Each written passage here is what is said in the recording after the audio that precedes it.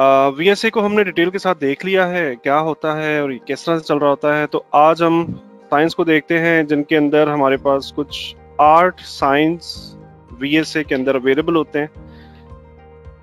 8 science का मतलब क्या है कि ये ऐसे साइंस होते हैं जिनके अंदर कंप्लीट टग ऑफ वॉर छुपी हुई होती है।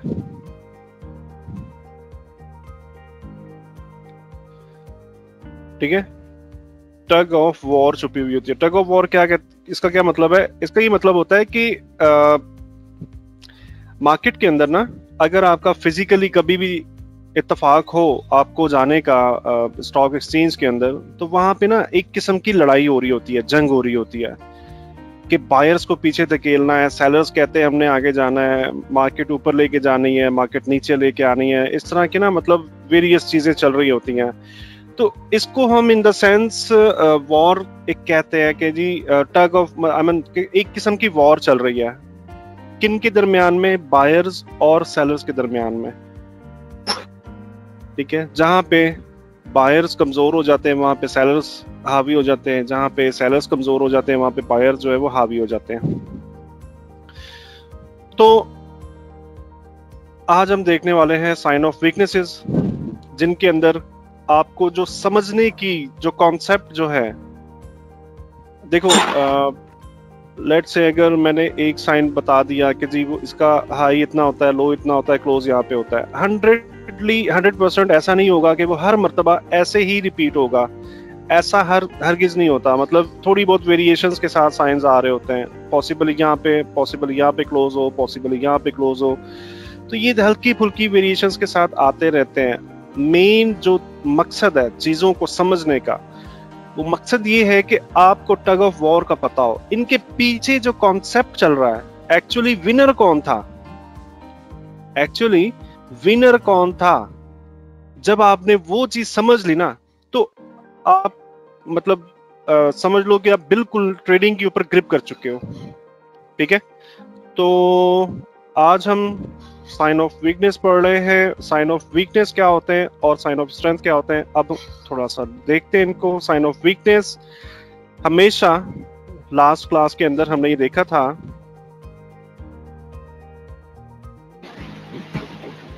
लास्ट क्लास में हमने देखा था कि साइन ऑफ वीकनेस किस पे आते हैं, कौन सी बार्स पे? अप बार्स के ऊपर।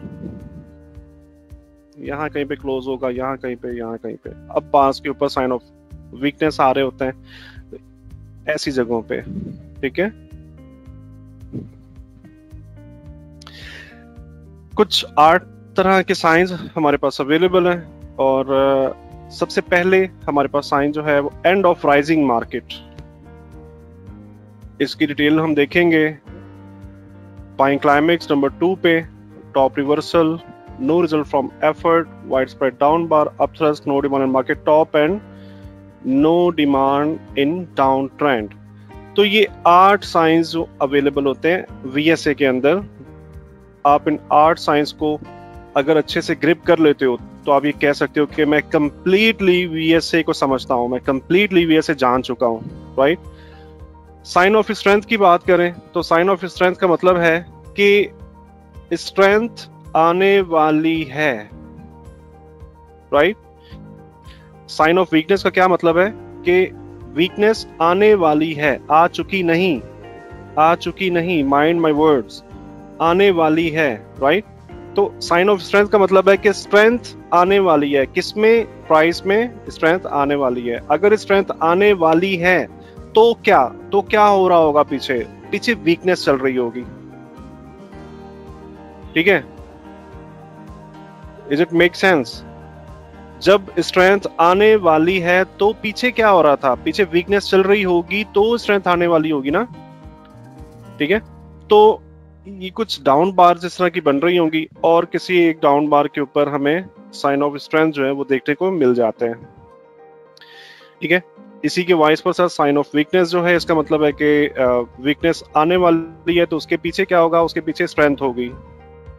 राइट, स्ट्रेंथ होगी और किसी अप बार के ऊपर हमें साइन ऑफ वीकनेस मिल जाता है। साइन ऑफ स्ट्रेंथ की बात करें तो इसके अंदर हमारे पास अगेन 8 किस्म के साइंस मौजूद होते हैं Number one, back holding. Number two, selling climax.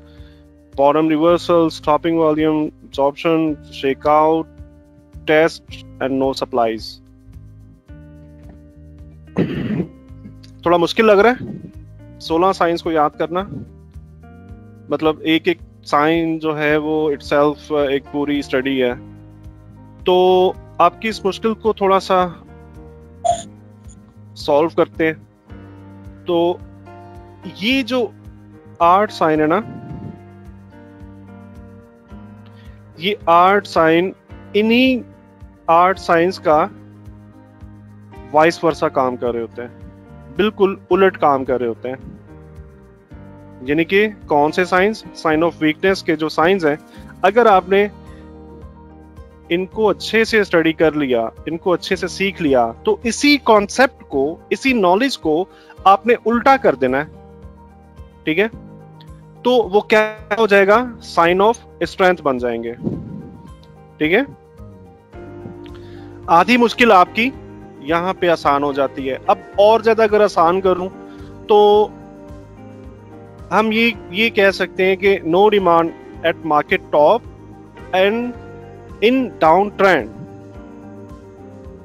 ये भी तकरीबन मिलता जुलता एक ही साइन होता है। मिलता जुलता मतलब नॉर्मल सी वेरिएशंस होती हैं। जब आप मार्केट के अंदर ट्रेड के लिए जाओगे तो इतनी ज्यादा बारीकी में चीज को नहीं देखा जाता कि ये नो डिमांड कौन सी है, ये मार्केट टॉप वाली नो डिमांड है या इन डाउन ट्रेंड है, व्हाटएवर, ठीक है? मैंने जैसे आपको बताया कि आपको कॉन्सेप्ट जो है ना वो समझ में आना चाहिए। जितना अच्छे से आपको कॉन्सेप्ट समझ में आएगा तो ये तमाम चीजें, इनके अंदर जो भी वेरिएशंस आ रही होंगी ना, ये मैटर नहीं करेंगे। फिर आप बिल्कुल भी इन तमाम इश्यूज में परेशान नहीं होगे। और वीएसए के अंदर जो सबसे मुश्किल तरीन फेज है, मतलब मैं ये कहता हूँ कि ट्रेड भी मिल जाती है, ट्रेड भी कोई इतना बड़ा इशू नहीं है, ट्रेड करना भी, बट जो सबसे मुश्किल तरीन जो फेज है ना वीएसए करते हुए, वो ये वाला फेज है। इन साइंस को देखना, पढ़ना और याद करना, इनके कॉन्सेप्ट्स को समझना, ठीक है? तो ये आपकी मेहनत के ऊपर वेरी करेगा कि आप कितना ज्यादा तवज्जो के साथ, कितना ज्यादा कॉन्शियस रहकर आप इन चीजों को देखते हो, स्टडी करते हो। मेरी कोशिश यही रहेगी कि मैं जितना आसान तरीन कर सकूं इन तमाम चीजों को, उतना आसान तरीन करके आपके सामने प्रेजेंट करूं।